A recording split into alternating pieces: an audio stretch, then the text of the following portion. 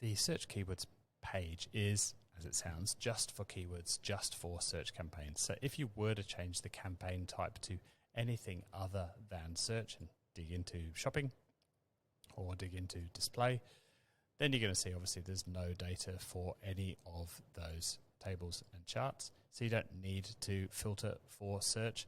It's already pulling data for search for you.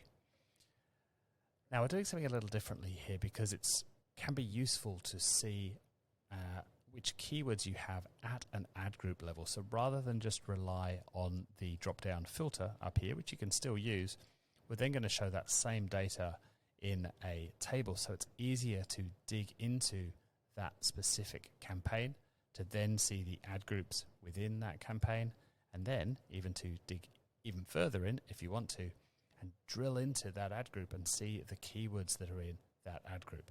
And I can very, very easily click on the next ad group and the next and the next and see the keywords that are in those ad groups changing. Now that's much, much faster to do than it is in the Google Ads interface. If you've been doing this a long time, you may remember the previous and next little links that we used to have up in the top right on the Google Ads interface.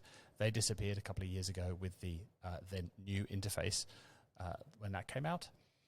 So it's basically much, much slower to do this.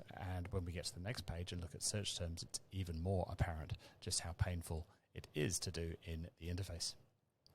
So if I come back out of the ad group table, again, that little back arrow at the top there, now what we're looking at is the data for this individual campaign, all of the ad groups within that campaign and all of the keywords within that campaign.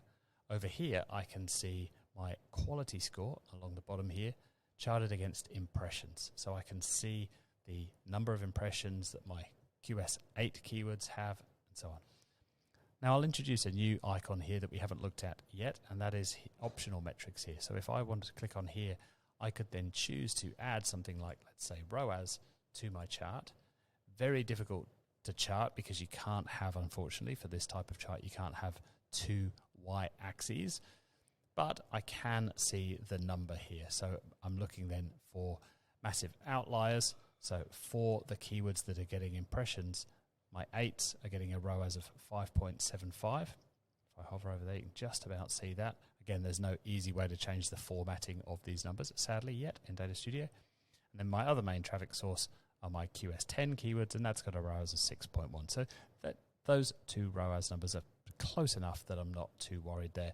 I'm not then going to do much further diagnosis. But if you were to see one hugely different, then that might be the insight to start diving deeper and analyzing in more detail.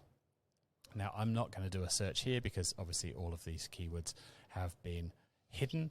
And so this search isn't going to be much use. But if you want to search for a particular keyword, you can do that here. It is case sensitive, and that will filter this table for all of those keywords that you want to see. And we've also got down here impressions by match type. So this is impressions by quality score. This is impressions by match type. So for instance, if you were using the mod broad versus exact campaign structure, you might want to click on one of your exact campaigns and just make sure that all of your impressions are indeed coming from exact keywords. Likewise with your mod broad keywords, you can see in this one, they are all keywords in this particular campaign are coming from exact. Sorry, that's a DSA campaign. That's why. Because we don't typically use that structure, but I know that many search professionals do. I think it's kind of going out of fashion now. If you use PPC Samurai, then you might be more of a fan of that because the tool is going to do the work for you of moving those keywords around from campaign to campaign and helping you manage the neg keywords in that situation. But this enables you to start digging into the keywords, again, sorted by cost so that we can work on the most important things first.